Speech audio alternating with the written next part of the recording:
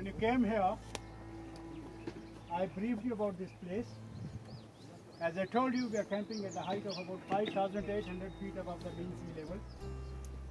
This place is known as Naga. The UN has declared a few villages as the heritage villages of our country, and Naga is one of them. So you are really lucky that you have got opportunity to camp at such a prestigious and heritage village. Well, it's a part of the Himalaya, and you must be knowing about the Himalaya, what Himalaya is. You must have read in the school that when you do the Sandhi Vichhet in Hindi, it is Him plus Salya is equal to Himalaya, and Himalaya means the abode of snow. In other words, you are the home of the snow, and Himalaya is always a singular word. You have seen, you must have read in Hindi, Sanskrit, etc. everywhere.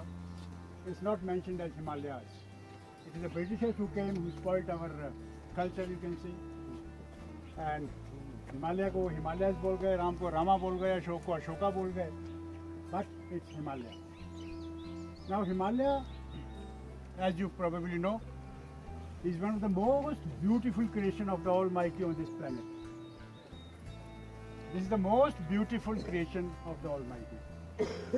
It is about 2,400 kilometers long stretch of mountains, and the width varies from 200 to 250 kilometers at various places. Himalaya has been divided into three zones. First is Lower Himalaya, you must have read. Second part is Middle Himalaya, and the third is Greater Himalayan ranges. So these are three basic ranges of the Himalaya. The place where you are camping is the part of the Middle Himalaya. The ranges you will see when you go out for trekking or for activities. On this side you will see the Pir Panjal range. Because Himalaya has got number of ranges also in between. The range which you see across this side, which is snow covered, this is known as Bada Bangar. And it's a part of Doladhar range. Doladhar originates from Dalhousie, and it comes all the way from Kangra Valley, Palanpur, etc. and then it gets merged with the Pir Panjal somewhere near Hanuman Tipa. There is a peak known as Hanuman Tipa. Himalaya has been a playground for all the deities. That's why you must have seen or heard that whenever you talk about Shiva, it's always